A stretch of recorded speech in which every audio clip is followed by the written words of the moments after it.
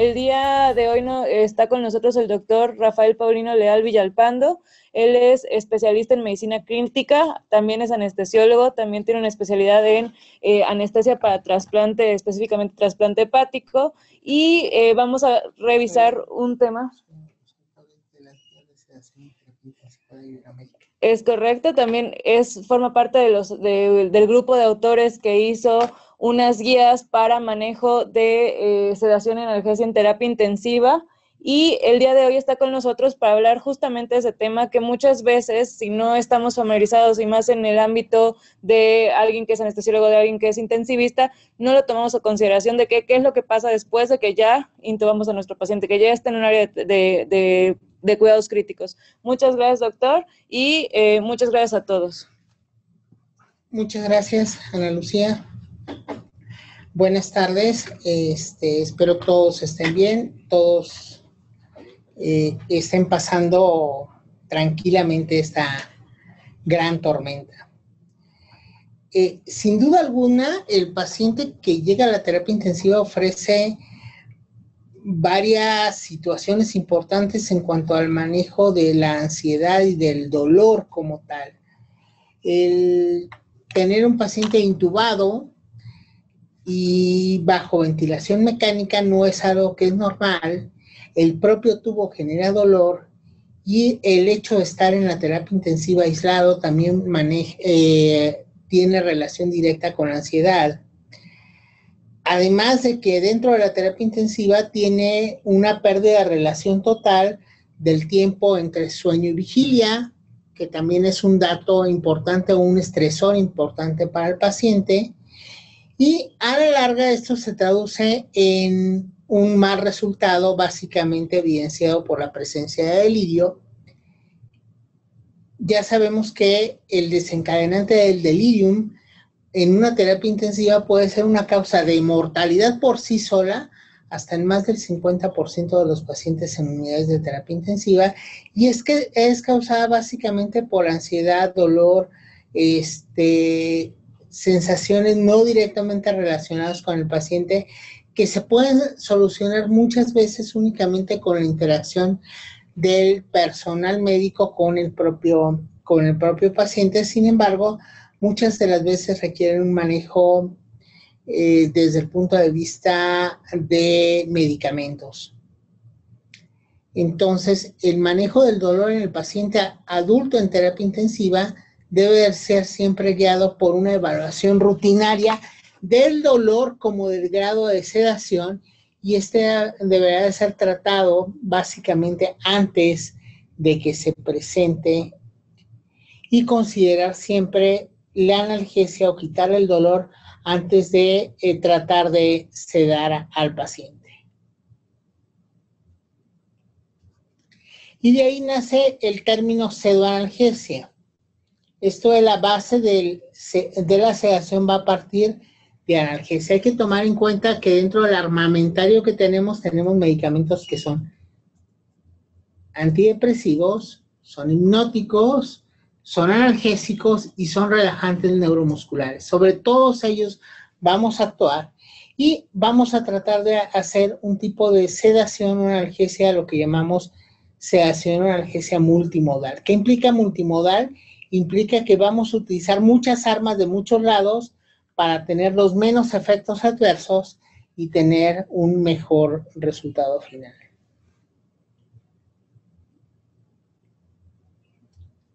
Vamos a definir pseudoanalgesia como una sedación basada en analgesia.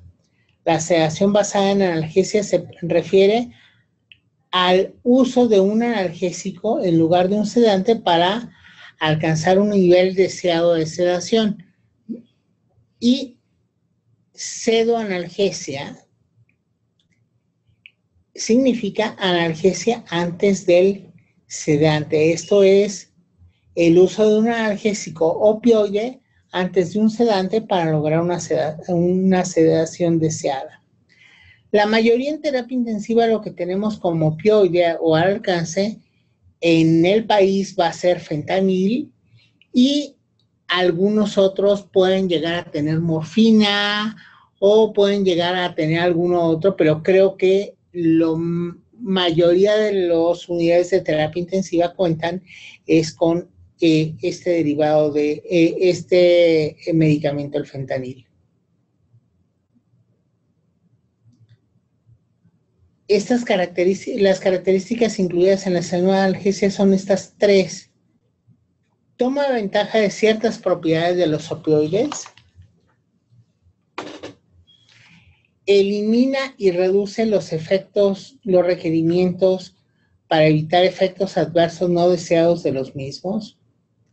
Mejora las puntuaciones de sedación y agitación del paciente. Tiene efectos depresores en el sistema respiratorio y disnea. Va a tomar efectos, pueden aumentar los efectos de los opioides con otros medicamentos y con eso disminuir los potenciales efectos colaterales de los opioides, como son alteraciones gastrointestinales, delirium, hipotensión y micronías. Y debemos de tener en cuenta que pudiera ser no adecuado en pacientes que tienen cierta necesidad de medicamentos GABA agonistas o de otro tipo de sedantes. Sugerimos, por lo tanto, utilizar un enfoque gradual basado en protocolos de analgesia y pseudoanalgesia con base en una evaluación para el manejo del dolor. Primero vamos a utilizar un analgésico, segundo, un analgésico, tercero, un analgésico igual a ser analgesia multimodal. Esto es, si bien el opioide es el primero de los analgésicos, a esto le podemos agregar paracetamol y el paracetamol también va a actuar como analgesia, pero va a estar actuando en un lugar diferente y a este le podemos agregar dexmedetomidina o clonidina que va a actuar sobre receptores alfa-2 adrenérgicos y ese va a ser otro lugar de acción. Y la suma de todos nos va a hacer que el paciente se sienta cómodo y no tenga dolor. Entonces, la analgesia multimodal va a ser una combinación de diferentes analgésicos con mecanismos de acción totalmente distintos que actuamos en diferentes niveles del sistema nervioso y esto da por un resultado una sinergia analgésica disminuyendo los efectos adversos comparados de la administración de un solo analgésico. Vamos por partes. Si tomamos como analgésico base fentanil, quiere decir que yo lo puedo estar administrando a una dosis entre 1.5 y 2 microgramos kilo por hora, pero el paciente sigue teniendo dolor. ¿Lo puedo aumentar? Sí, lo puedo aumentar. ¿Qué voy a tener en contra de este incremento? El punto número uno que debemos de pensar es que este fentanil se está acumulando en un tercer espacio que no nos gustaría que se acumulara, como es la grasa, y va a tardar tiempo posteriormente en eliminarse. Y una vez que está bien el paciente, resulta que no lo podemos extubar porque el paciente está dormido. Ese quizás sea el escenario más relevante de todo, pero de la misma forma resulta que el paciente cursa con hilio y este hilio es secundario al uso del opioide y no se mueve el intestino y hace que no lo pueda alimentar, además de que tenga trastornos hidroelectrolíticos. Y por otra parte, obviamente su drive respiratorio va a disminuir y el esfuerzo que está haciendo el paciente también va a disminuir. Entonces tengo efectos colaterales a diversos lugares y pudiera ser en última instancia que estemos creando dependencia del medicamento y cuando egrese el paciente resulta que tenga una dependencia a un narcótico. Si de entrada iniciamos con dosis bajas de fentanil y estamos agregando un segundo analgésico, como pudiera ser algo tan simple como un paracetamol que actúa en la vía de las prostaglandinas, sobre todo a nivel central, en COX-2 para disminuir el dolor, esto haría que sumáramos los dos efectos analgésicos y que a lo mejor en vez de empezar con 1.5 podamos empezar con 0.75, un microgramo por kilo de peso más 1 gramo de paracetamol cada 8 horas y puede ser que sea suficiente para mantener controlado a mi paciente o bien agregar un tercero, como pudiera ser dexmedetomidina, que es un alfa-2 agonista, que la ventaja es que aparte de mantenerlo sin dolor, lo va a sedar, lo va a tranquilizar. Desventaja de este es que junto con el narcótico o el opioide pudiera producir bradicardia, por ejemplo, y hay que estarlo vigilando muy de cerca. En suma, estamos sumando 3 analgésicos a dosis bajas para tener una analgesia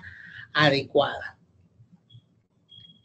Ventajas de esto, bueno, es que tengo menos dosis, menos efectos colaterales y por lo tanto mejor resultado para el paciente. El objetivo de darle esta analgesia al paciente es de que no tenga dolor. No tenga dolor ¿a qué? Al tubo endotraqueal, a la posición prona, al propio ventilador con los modos de ventilación mecánica que le estamos otorgando. En general se recomienda que el acetaminofén puede ser de muy buena utilidad, disminuye la intensidad del dolor, disminuye los requerimientos de opioides en el manejo del paciente adulto en terapia intensiva y aquí algo importante con el acetaminofén, lo único que tenemos que recordar es la dosis tope, no a rebasar 4 gramos al día, idealmente irnos 3 gramos al día. El paciente patópata sí se lo podemos dar, irnos entre 2 y 3 gramos al día de acetaminofén. Lo podemos administrar tanto por vía intravenosa como por vía oral como vía rectal. No hay diferencias reales en cuanto al poder analgésico de uno u otro. Y a lo mejor la única diferencia real sería el costo que IB, si bien no es caro, tampoco es necesariamente barato.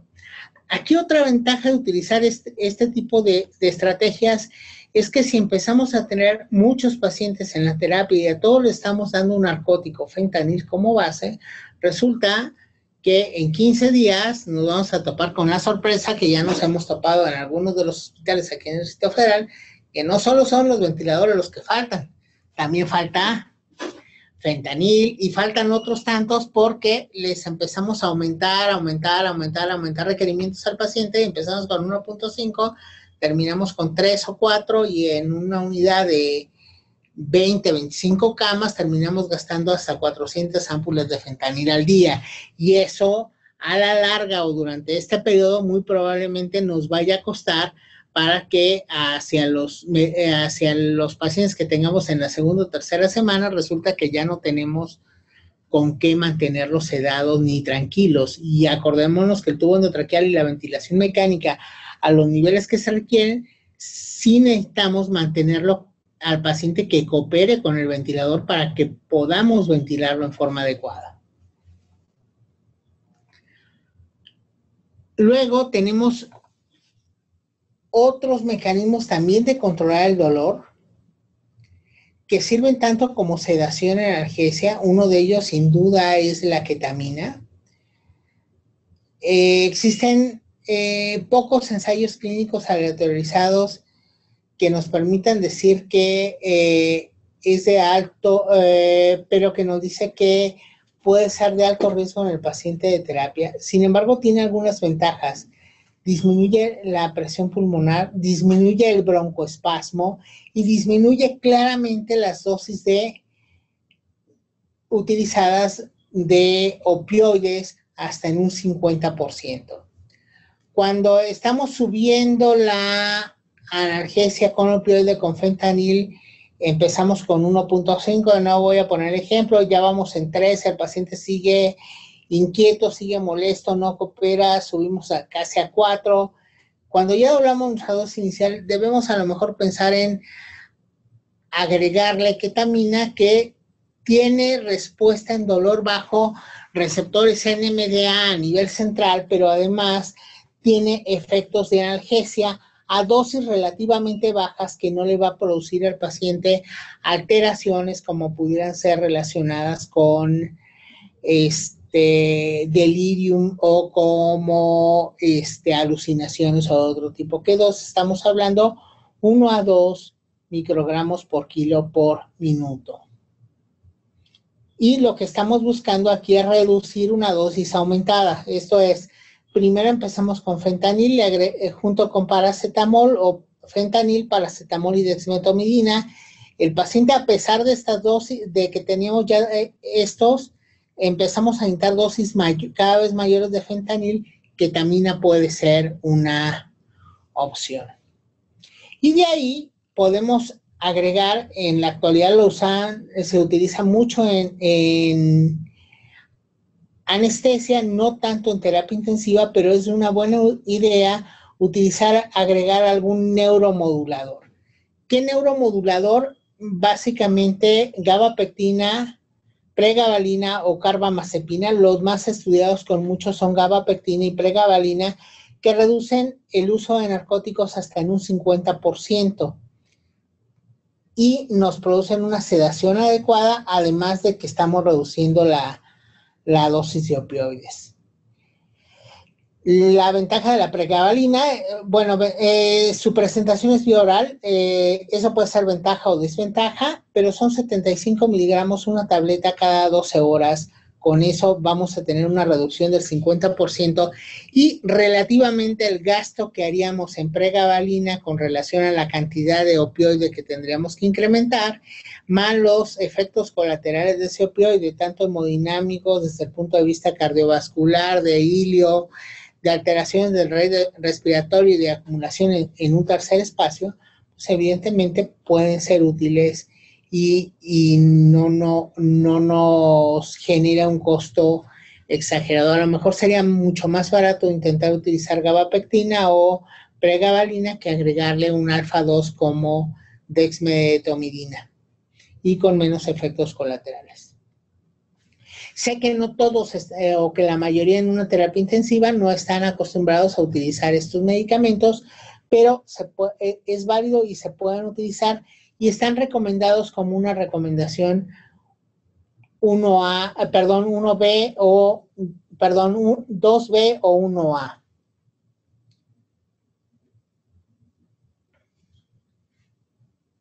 Esta parte de aquí de arriba es básica. Los pacientes que están más sedados en una terapia intensiva se mueren más. Los pacientes que tienen mayor sedación, es independientemente de otro criterio, los pacientes que tienen más sedación se extuban más tardíamente, duran más tiempo en terapia intensiva y duran más tiempo en la terapia. De tal forma que el objetivo es tenerlo lo más superficial posible al paciente para que se mantenga tranquilo y cooperando con el ventilador. Yo sé que en fases agudas de la lesión pulmonar aguda hay que tenerlos totalmente profundos, pero en cuanto empezamos a tener mejores condiciones de oxigenación, esto es, empezamos a alcanzar PaO2 de 180, de 200, lo más recomendable es superficializar al paciente, tenerlo sedado, pero no tenerlo sin ninguna respuesta. ¿Por qué? Porque esto hace que ejerciten los músculos respiratorios y esto a su vez va a mejorar su respuesta. Hay por lo menos aquí se ponen 5 ensayos aleatorizados controlados, no sesgados, que comprobaron que la interrupción diaria es una maniobra muy clara. La interrupción diaria usual de la sedación contra la protocolización con una protocolización guiada por enfermería y a pesar de las diferencias existentes entre los estudios, se menciona que es similar el hecho de que en lugar de que le bajemos, prácticamente le quitemos por completo el sedante cada 24 horas. Despierte, esté relacionado con nosotros podamos hablar con él se pueda movilizar, lo tranquilizamos, de nuevo lo volvemos a sedar y pasa el resto de la tarde y la noche nuevamente bajo sedación y al día siguiente volvemos a hacer esto y esto claramente beneficia en cuanto a mortalidad, tiempo de estancia hospitalaria y tiempo de estancia en UTI y tiempo de extubación.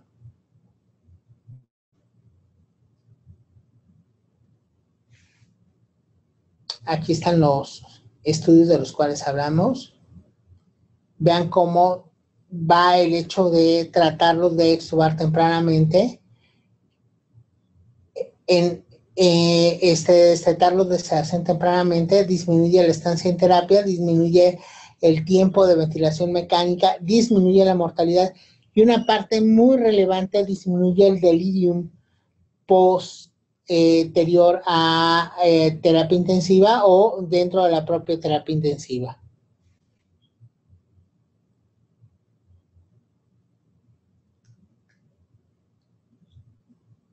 El siguiente paso, la primera parte de la sedación era mantenerlos sin dolor. La segunda es mantenerlos tranquilos y dormidos. Y para esto tenemos básicamente dos polos. Y esta balanza nos dice que el polo nos debemos de ir hacia propofol y dexmetomidina. Esta maniobra es cara sobre benzodiazepinas. Si podemos preferir propofol y o dexmetomidina contra benzodiazepinas es preferible. ¿Por qué?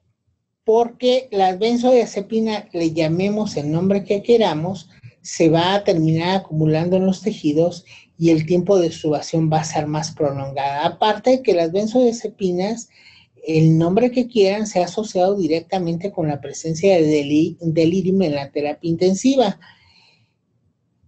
La ventaja que tiene benzodiazepinas a propofol es que es hemodinámicamente muy estable y es más económica, de tal forma que si tengo un paciente que está hemodinámicamente inestable, en este momento que me está empezando a requerir grandes dosis de norepinefrina o de vasopresina o de volumen, prefiero irme del lado de midazolam, pero si es un paciente que está hemodinámicamente estable, yo preferiría utilizar propofol si lo tengo a la mano. La dosis del propofol para terapia intensiva puede ser 1 a 2 miligramos por kilo por hora de propofol, o de benzodiazepinas entre 1.5 a 2 microgramos por kilogramo minuto.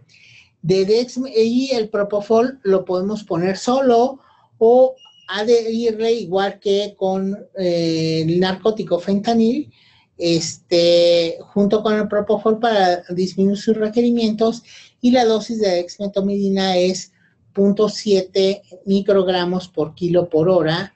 Con esa empezamos y tratarla de reducir a 0.4 microgramos por kilo por hora. Ojo, estoy hablando de a lo mejor me voy a meter en cosas que no debo meterme.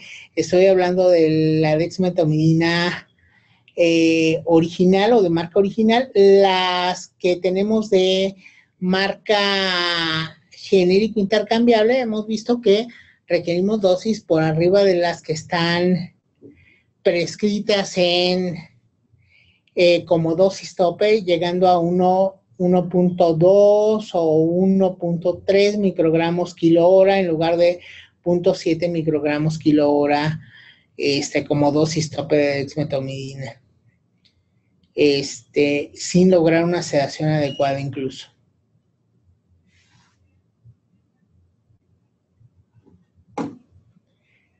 Entonces, el paciente tuvo analgesia adecuada, el paciente estuvo bien sedado, las probabilidades de delirio son pocas.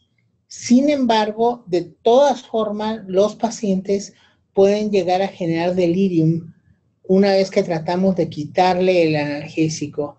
Y este delirium en la terapia intensiva es multicausal. Puede ser que siga con infección, puede ser que tenga hipoxemia. Se relaciona más en personas adultas mayores, que son las que ahorita nos preocupan todavía mucho más. Y hay una serie de criterios de esta reglita ABCDF para ver si tiene o no delirio. De entrada, algunos pensarían el tratamiento del delirio es haloperidol. Entonces, si el paciente lo quiero tener sedado, de entrada le doy haloperidol al paciente y ya la hicimos. Pero no, esto se ha asociado directamente con incremento de mortalidad y mayor delirio aún, igual que el uso de antipsicóticos. Dexmetomidina no ha logrado prevenir el delirio, aunque hay algunos que dicen que sí. Las estatinas también, o la ketamina para prevenir el delirio en los pacientes críticos. Si lo estamos utilizando para prevenir delirium como tal, parece que no es la mejor idea. Por lo tanto, sugerimos no utilizar ninguno de estos medicamentos de manejo de delirio a menos de que se presente el delirio. Y el tratamiento del delirium como tal es haloperidol. Hay algunos otros antipsicóticos que nos pueden ayudar, por ejemplo, inhibidores de la recaptación de serotonina. Sin embargo, el el indicado para el manejo del delirium como tal se llama haloperidol y es una indicación 1A.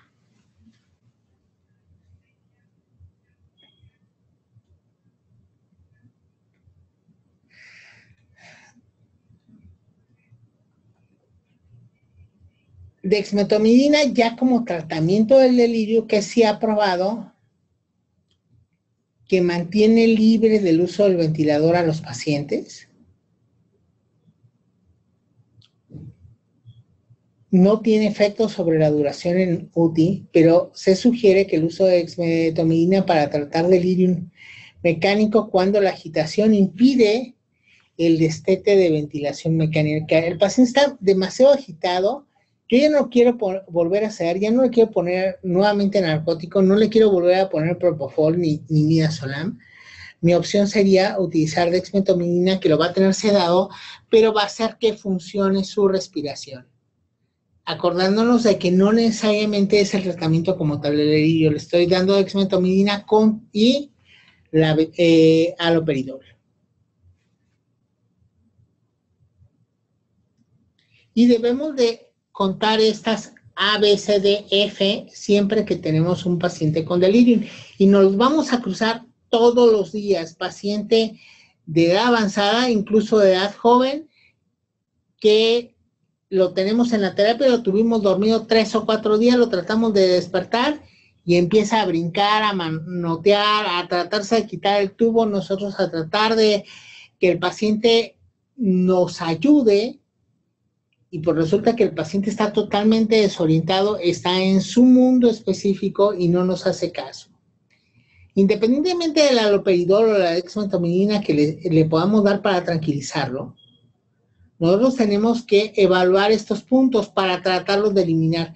Nuestro paciente está así agitado porque tiene algún dolor en específico, tiene una escara que le está molestando y que no nos hemos dado cuenta que la tenía en la espalda y ahí está esa escara, o tiene alguna otra lesión que le está doliendo, el propio tubo endotraqueal le puede provocar dolor.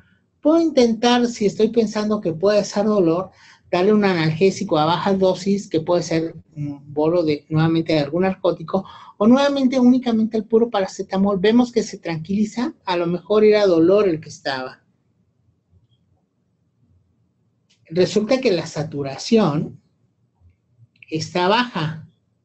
Se está peleando porque se está ahogando y nos está diciendo que le falta la oxigenación, puede ser por cualquier forma, porque se esté peleando con el ventilador, y ahí sí a lo mejor dexmedetomidina nos puede ayudar, porque ahora se estaba tratando de extubar, pero resulta que se le formó un tapón de moco en el tubo endotraqueal y no nos dimos cuenta y bajó la saturación y ya estaba con 97, 98 cuando habíamos decidido ya despertarlo, pero ahora está con 88.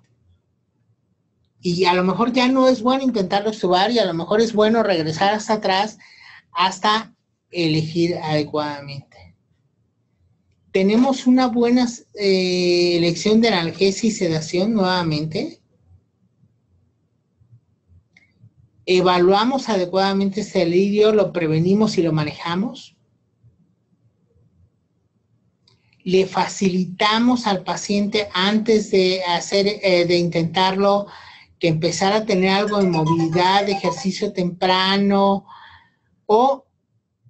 y esto definitivamente no lo va a poder tener el F. Muchas veces en el manejo del delirio, quien nos ayuda en las terapias intensivas es permitir que entre el familiar, y el permitir que entre el familiar, bueno, va a mejorar al paciente. Sin embargo, en la situación actual, el familiar no va a poder entrar.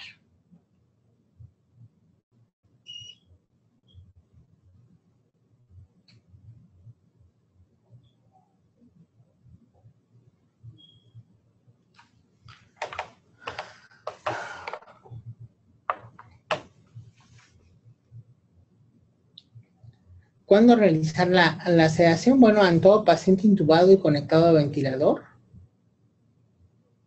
Vamos a evaluarlo y tratarlo de despertar 2 a 4 horas al día cuando sea necesario. Vamos a revisar cómo está nuestra sedación cuando haya cambios de parámetros de ventilación o signos vitales. Fentanil, dexmedetomidina, propofol, hipotensión, bradicardia, bajo gasto cardíaco, alteraciones de oxigenación, todos estos pueden ser secundarios únicamente a lo que se le estamos dando de sedación y a lo mejor vale la pena disminuirla. Y el punto más relevante es cuando requerimos utilizar relajantes neuromusculares. Cuando necesitamos utilizar relajantes neuromusculares, la primera regla y más importante es que nos tenemos que asegurar que efectivamente el paciente esté con la analgesia adecuada y con una sedación adecuada, que no va a responder a la relajación. El hecho que alguien le pongan un relajante muscular y resulta que no está adecuadamente sedado ni relajado puede ser el peor trauma de su vida y se relaciona directamente con eventos como estrés postraumático y hay que acordarnos nada más que desde la descripción inicial de la D-tubocurarina por ahí de los años 50, el que la descubrió quiso ver si producía efectos de sedación analgesia, se la autoaplicó y le pidió a alguien que lo intubara y los siguientes hora y media él la describe en su libro como la peor experiencia de su historia. ¿Cómo vamos a realizar la evaluación de este paciente? Hay varias formas. La más conocida es la escala de RASS. Sirve tanto para evaluar la sedación como la analgesia. Es una escala más visual y de respuesta al paciente, pero que tiene muy buena relación con la clínica y a lo mejor es la más fácil de hacer de todo. Esta escala de RASS va del 0 al más 4 o al más 5. Los de menos son los que a lo mejor quisiéramos tener y lo ideal sería tener al paciente entre un nivel 1 y un nivel 2. El 1 es el paciente que está adormilado, que despierta fácilmente ante los estímulos, pero que está tranquilo. El 2 es aquel paciente, el menos 2 es aquel paciente que tiene una sedación ligera. Despierta con algún estímulo doloroso, puede llegar a abrir los ojos y cuando despierta te entiende.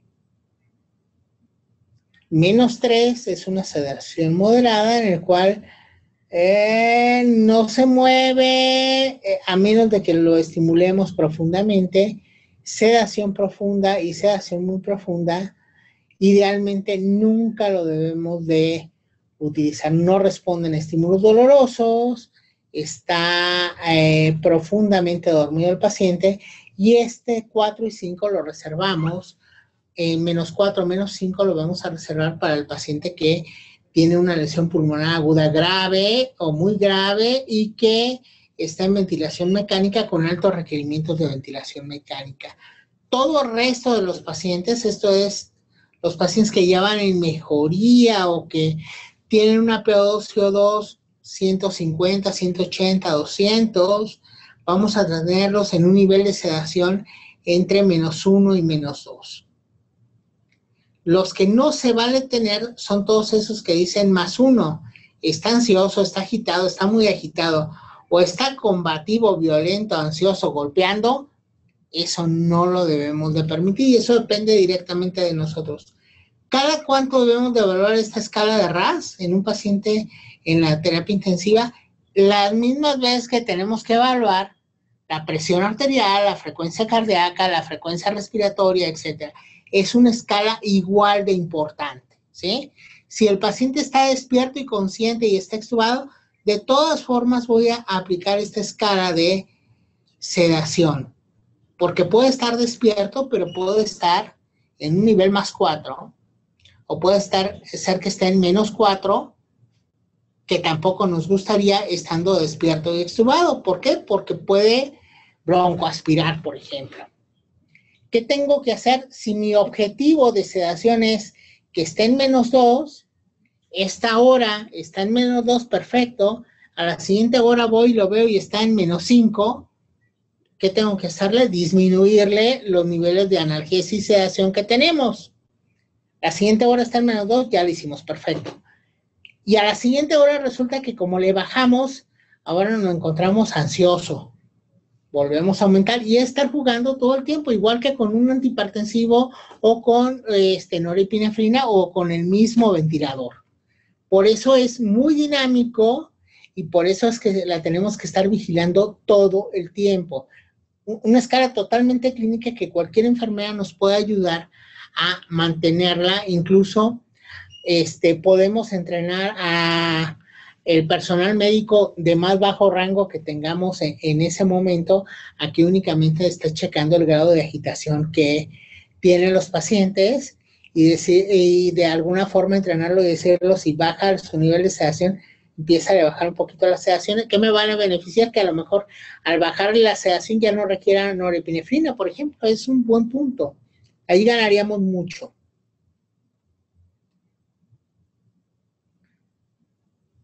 Recuerda siempre, números negativos es bueno, números mayores no nos gustan. Los médicos te indican el nivel, le deben indicar al nivel de sedación que quieren a enfermería, y en las indicaciones debe estar correctamente anotado el nivel de sedación que debe tener este paciente es de -2 o -5, de tal forma que si la enfermera nota que está en -3 o -4, es una señal de alarma, igual que si tuviera 140 de frecuencia cardíaca.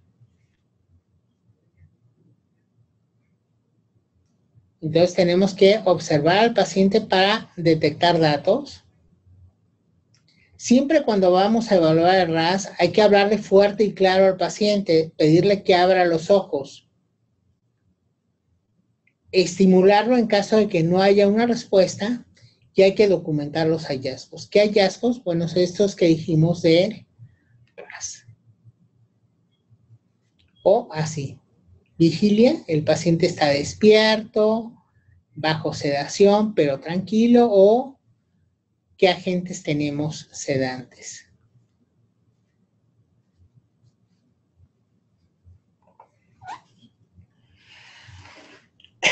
Antes de irme a esta diapositiva, tenemos otra forma de evaluar la sedación, y en el paciente que tenemos bajo una sedación en analgesia profunda, porque tiene en este momento lesión pulmonar aguda y lo queremos pronar o requerimos altos niveles de sedación, nuestro siguiente punto va a ser el uso de relajantes musculares. Y ahí sí tenemos que estar 100% seguros de que esté en este RAS de -5, pero es una escala muy clínica y a veces puede ser de que no necesariamente esté en -5 o esté más profundizado de lo que en realidad queremos. Subimos mucho los analgésicos, ahora se está bien dormido, pero resulta que si le hubiéramos un electroencefalograma, el electroencefalograma estaría plano. Lo ideal en este grupo de pacientes es guiarnos por algún tipo de monitorización de actividad eléctrica cerebral, ya fuera por BIS, ya fuera por PCI o ya fuera por entropía, y lograr valores de BIS equivalentes entre 45 y 55 de BIS son los equivalentes para PCI o para entropía. Sé que en todos lados los hay, pero eso sí nos asegura de que el paciente puede estar, estemos asegurados de que el paciente esté sedado, que no estemos gastando más en analgésicos ni sedantes, y por otro lado que lo podemos relajar, porque en realidad está sedado. Muchas veces me he dado cuenta que de pronto llego a la unidad de terapia, veo al residente y me dice, oiga, el paciente está bien hipertenso. ¿Cómo que está bien hipertenso?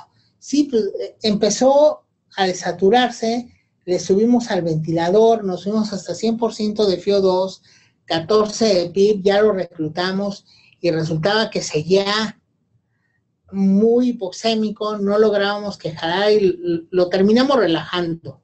Pero después de que lo relajamos, empezó taquicárdico como con 130 de frecuencia cardíaca y con una presión arterial de 160/100. ¿Qué pasó? Sorpresa, sí se dejó de mover y está cooperando muy bien con el ventilador, pero está despierto nuestro paciente. ¿Por qué esa respuesta adrenérgica? Porque simplemente le está doliendo y está molesto, está relajado. Entonces, primero es sedarlo y después es relajarlo. Hay que acordarnos siempre de esto y pedir ayuda cuando lo observamos.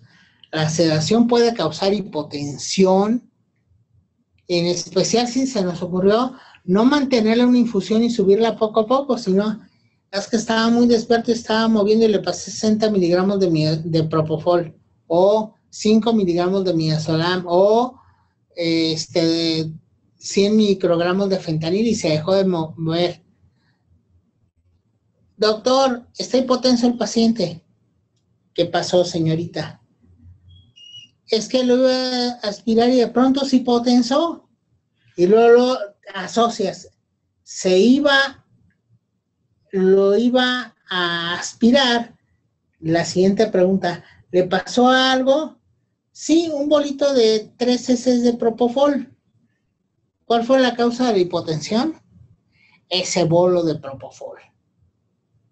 Entonces siempre hay que estar muy atento a esto. Si estaba utilizando sedación en bolos, se tiene que estar evaluando la frecuencia del estado de sedación del paciente. La sedación en bolos en terapia intensiva durante largo tiempo es la peor de las opciones. Significa que un ratito lo voy a tener dormido, hipotenso, y otro ratito lo voy a tener despierto y luchando. Entonces la sedación en bolos la tenemos que tratar de evitar. La sedación puede desaparecer rápidamente por lo que puede haber dificultad para ventilar al paciente, o si presenta agitación, puede remover las líneas de acceso vascular. Si el propo se le acabó y el fenta se le acabó al paciente y resulta que la enfermera no había preparado una nueva, es igual que si el paciente estaba bien de presión arterial y la enfermera tenía norepi, pero la enfermera dijo, no, ya va a ser el cambio de turno, mejor dejamos a que la otra que viene en el siguiente turno le prepare la norepi, se acaba la norepi y en lo que viene el siguiente turno, bueno, ya se chocó el paciente y es un desastre completo. Lo mismo sucede con la sedación. Todo lo que pudimos haber ganado en ventilación mecánica y hemodinámicamente lo podemos perder simplemente por el hecho de perder súbitamente los niveles de sedación. Nunca usar un relajante muscular si no estamos seguros de que esté bien sedado. Esta plática no está dirigida a relajación neuromuscular. Sin embargo, hay que acordarnos nada más como introducción de los relajantes musculares. El que ha probado en terapia intensiva mejorar la morbimortalidad es cisatracurio, ninguno otro. No para intubación, me estoy refiriendo para mantenerlo en infusión continua. Si se usa en paciente con lesión pulmonar aguda, si se usa sedación continua con infusiones, nunca deje de que se termine, lo que ya decíamos, siempre debe estar atento a la infusión y antes de que se termine yo tengo que tener que agregar la siguiente bolsa, la voy a ocupar.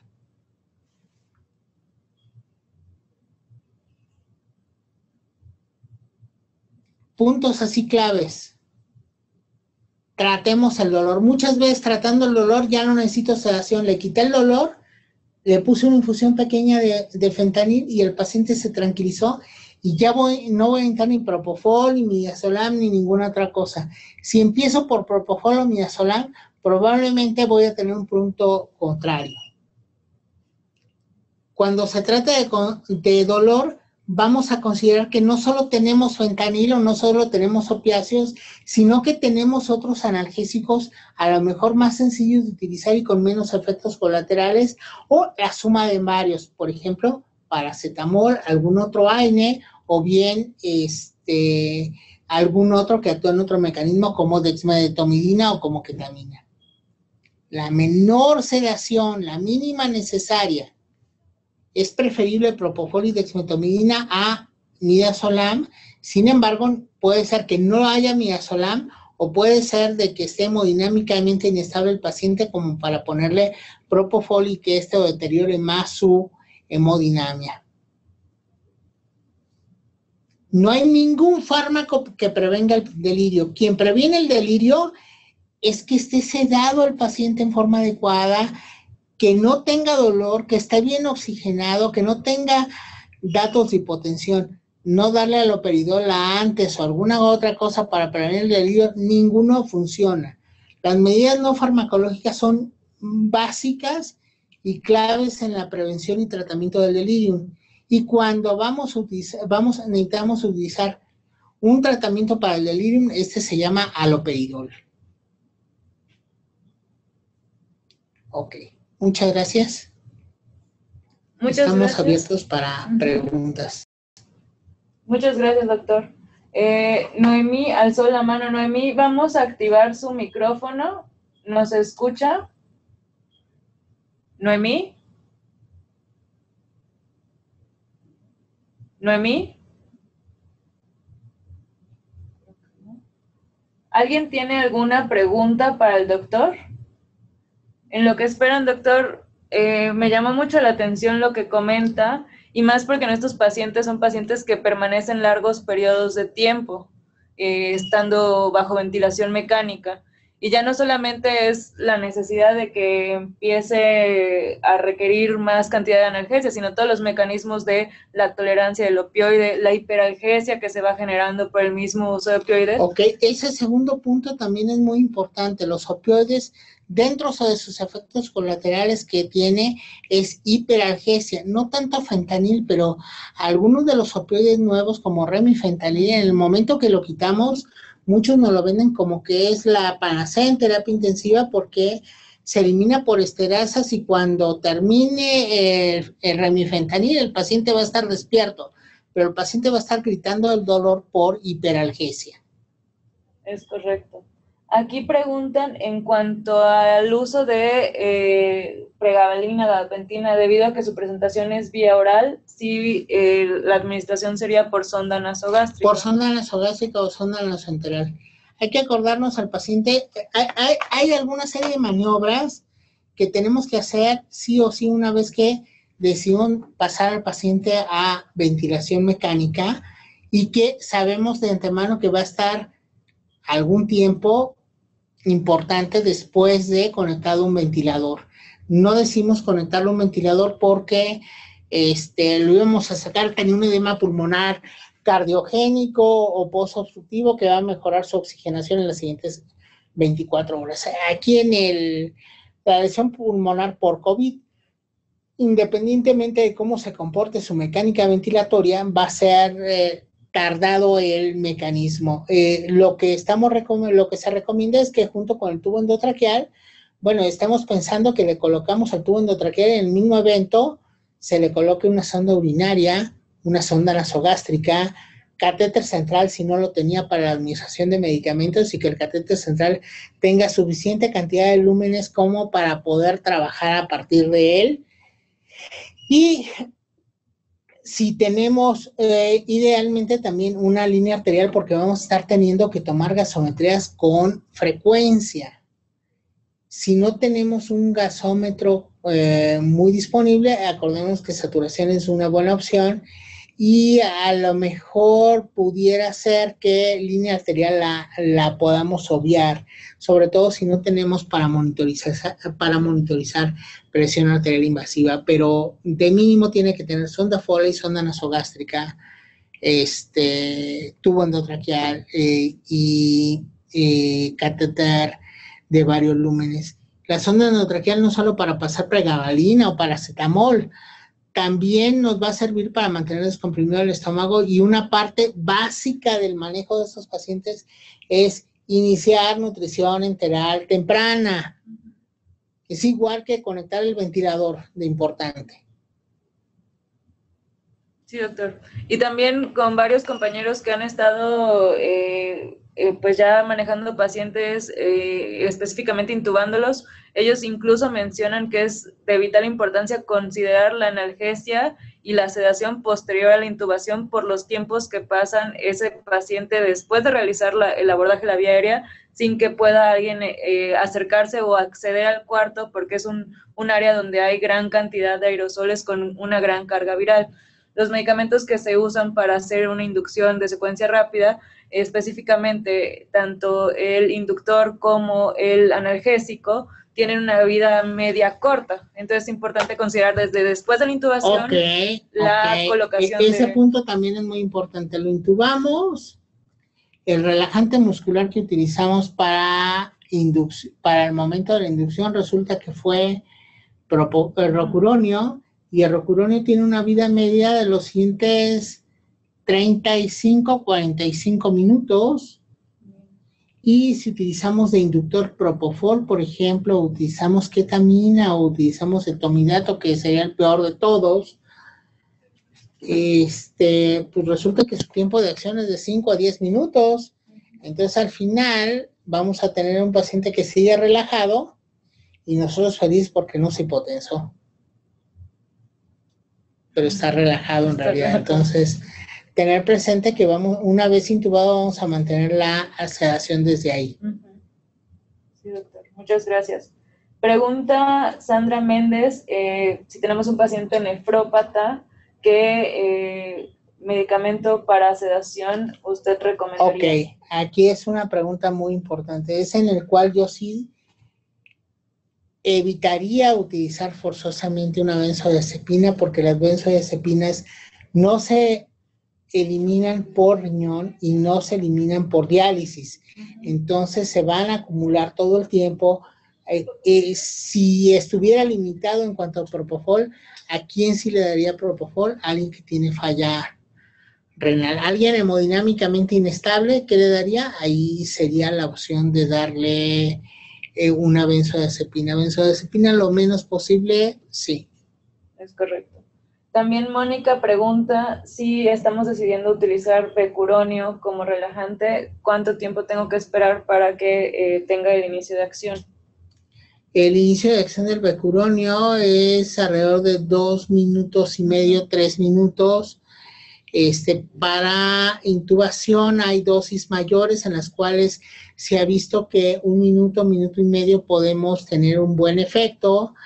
En infusión continua o para relajación, para mantenerlos ventilados en forma adecuada y disminuir el consumo de oxígeno, no es la mejor opción, igual que otros ha visto que aumenta mortalidad. El único que ha mejorado mortalidad de los relajantes neuromusculares es cisatracurio. De ahí esa recomendación sí es muy explícita. Claro, y que recordar que cuando utilizamos becuronio para como dosis de secuencia de inducción rápida, se tendrían que utilizar hasta 6 dosis efectivas en 95, y ahí se podría acortar un poquito más el tiempo. El tiempo de inicio. Si es para intubación. Intubación, es correcto. De secuencia rápida. Yaritza Rodríguez pregunta en cuanto a dosis de buprenorfina para manejo de sedación.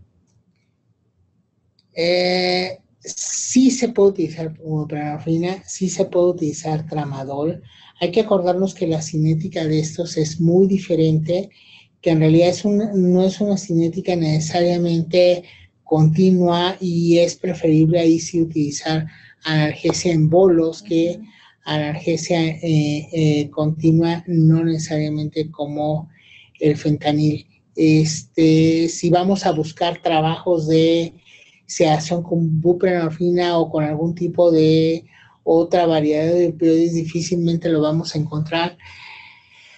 Sí se han utilizado, no lo niego, sin embargo, no es lo que está reportado como su uso como tal. Yo prefería utilizarlo en bolos y a lo mejor a dosis de 150 miligramos cada 8 horas pudiera ser una opción, o en infusión continua 300 miligramos para 24 horas.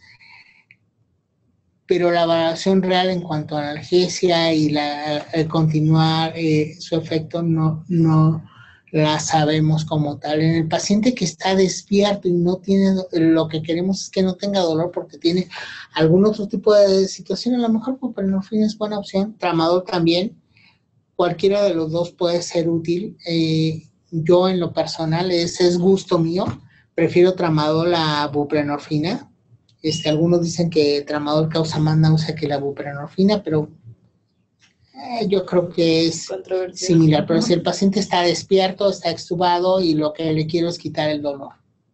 Claro, y hay que recordar que en cuanto a ventilación, la buprenorfina se le llama un efecto techo, en el cual a una dosis máxima, pues se han hecho ciertos estudios en los cuales no hay tanta depresión respiratoria o paro respiratorio al compararlo con otros opioides más potentes y que tienen una acción más corta.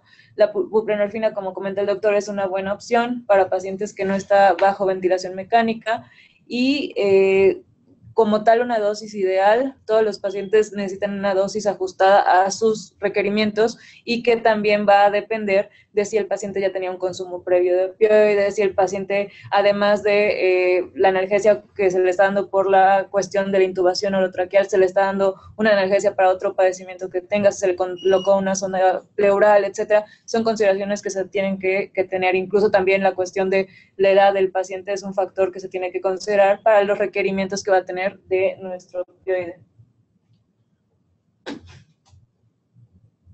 Esas son las situaciones no adecuadas de no apagar la cámara. Preguntan también en cuestión de nalbufina, si usted la recomendaría. No. Sí, la nalbufina no. Yo sé que vamos a tener que hacer todas las maniobras que se nos ocurran, siempre teniendo en cuenta estas características. Irnos primero a analgesia, una vez que el paciente no tenga dolor, nuestro siguiente punto sería irnos a sedación. Sí, la nalbufina como tal, el perfil que tenemos a nivel de cómo actúa en los receptores opioides, hay que recordar que tiene un antagonismo muy importante para receptores mu. Sí tiene analgesia a nivel de receptores kappa, pero el principal receptor que nos ayuda a la analgesia es el receptor mu. Entonces, nosotros al aplicar o al utilizar nalbufina, estamos teniendo, pues, diferentes vías de activación, pero no son las que nosotros preferimos. Nosotros preferimos agonistas completos como sería fentanilo, morfina, que ellos tienen un mecanismo de acción mucho más puro a nivel de receptores mu.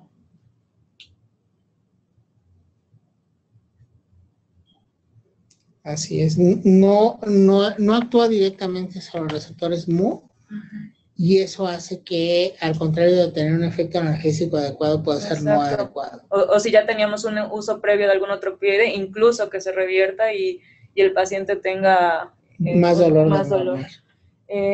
Preguntan en cuanto a recomendaciones más bien contraindicaciones para el uso de dexmedetomidina o algún otro alfa-2 agonista, ¿cuáles usted sugeriría para no poderlo considerar dentro de nuestro grupo para este tipo de pacientes?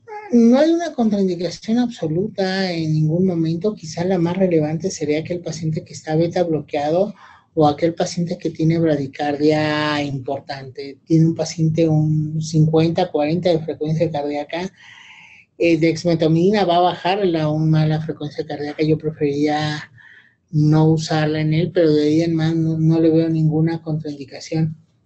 Alcanzas muy buen nivel de sedación, muy buen nivel de analgesia. El paciente se puede permanecer despierto en un RAS 1 o 2, muy tranquilo, cooperando perfectamente con el ventilador la mayoría de las veces, y creo que puede ser ideal. Tanto Dexme como clonidina, que muchas veces sería el comparativo de lo que estábamos diciendo hace rato de buprenorfina o tramadol. No es el reportado ideal para sedación en terapia intensiva, pero creo que se puede utilizar y el costo es muchísimo más barato.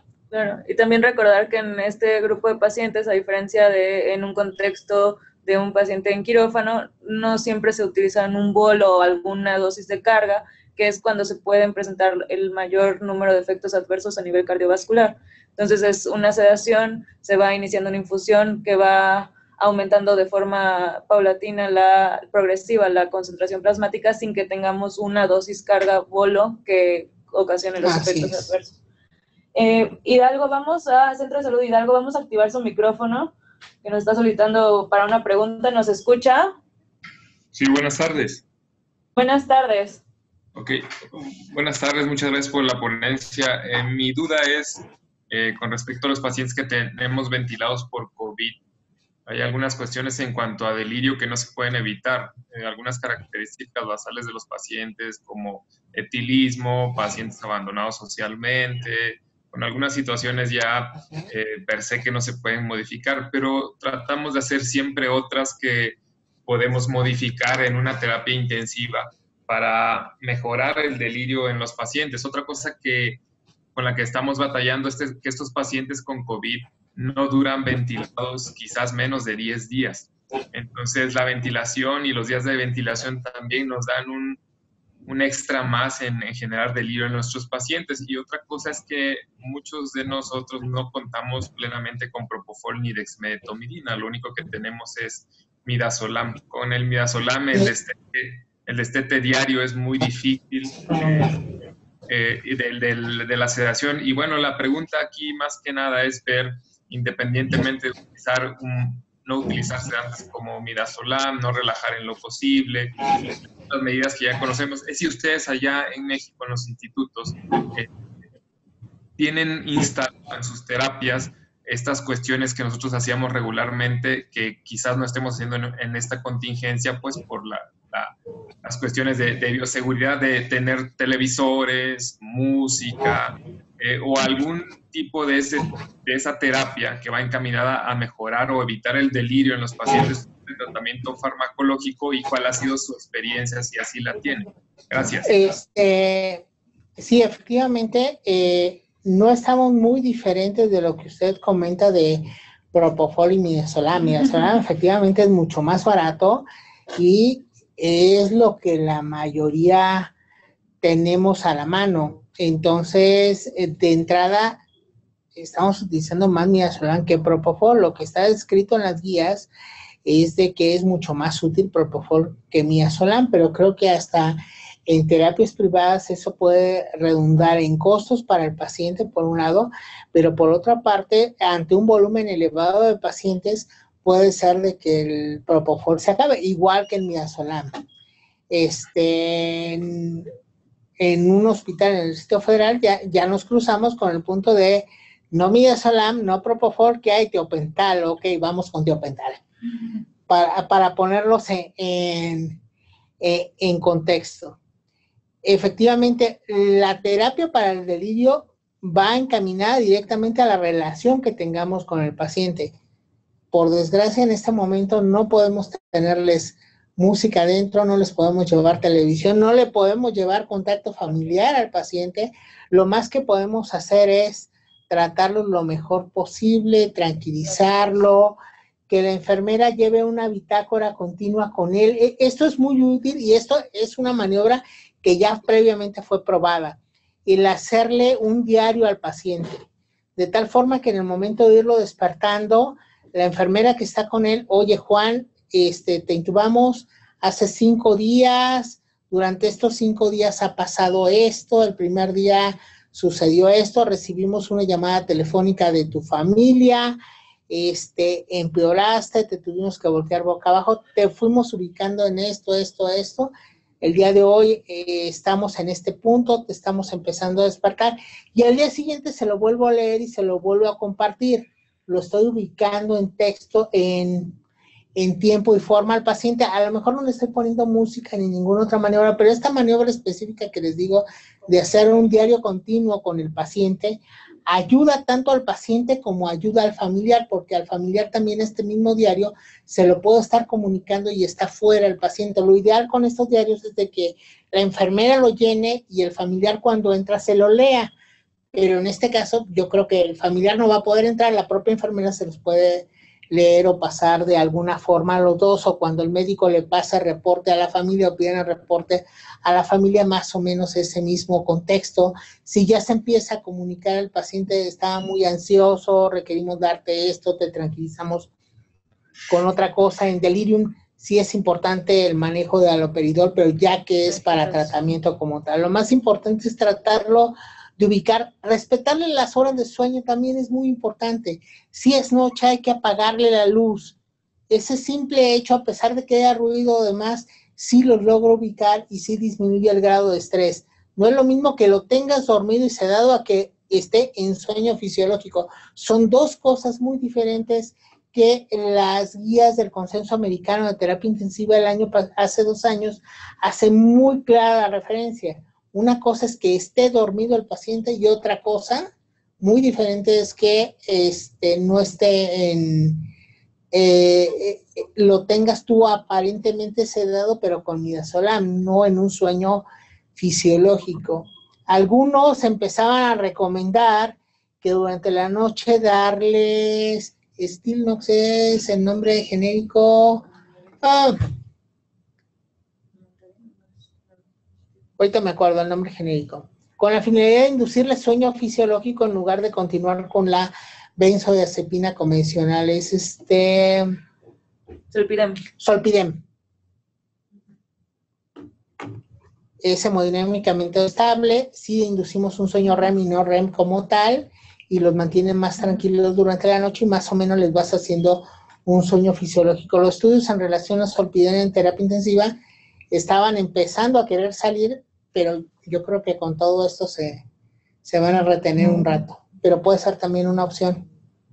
No es muy barato, pero es una dosificación fácil y que a lo mejor sí nos reduciría también los costos de otros medicamentos. Muchas gracias. ¿De qué? Aquí María Isabel Gaitán hace una pregunta en cuanto a utilizar lidocaína como adyuvante de la sedación en infusión. Lidocaína. Buena pregunta. Me metieron en conflicto. Sí es útil para mantener una buena analgesia y disminuir los efectos analgésicos si el paciente se va a mantener sedado y con analgesia en forma adecuada en una dosis de 1 a 2 miligramos por kilo por hora. Yo creo que sí es una buena opción. Les dije que me van a meter en un conflicto porque por ahí estamos haciendo algo más con lidocaína que puede llegar a ser muy útil, pero eso va para largo. También tiene ciertos efectos antiinflamatorios, pero esto podría ser útil para otras cosas, igual dentro de la epidemia de COVID. Ok, doctor, muchas gracias. ¿Alguna otra pregunta para el doctor? Tenemos unos minutos más, si alguien gusta hacer alguna otra pregunta. Me gustaría recalcar las dosis. Fentanil 1.5 microgramos kilo minuto, propofol, 1.5 microgramos kilo hora, propofol 1.5 a 2 microgramos kilo minuto, midazolam 1.5 a 2 microgramos kilo minuto, dexmedetomidina de 0.4 a 0.7 microgramos kilo hora, ketamina de 1 a 2 miligramos microgramos kilo hora. Pues muchas gracias. Gracias, doctor, por acompañarnos.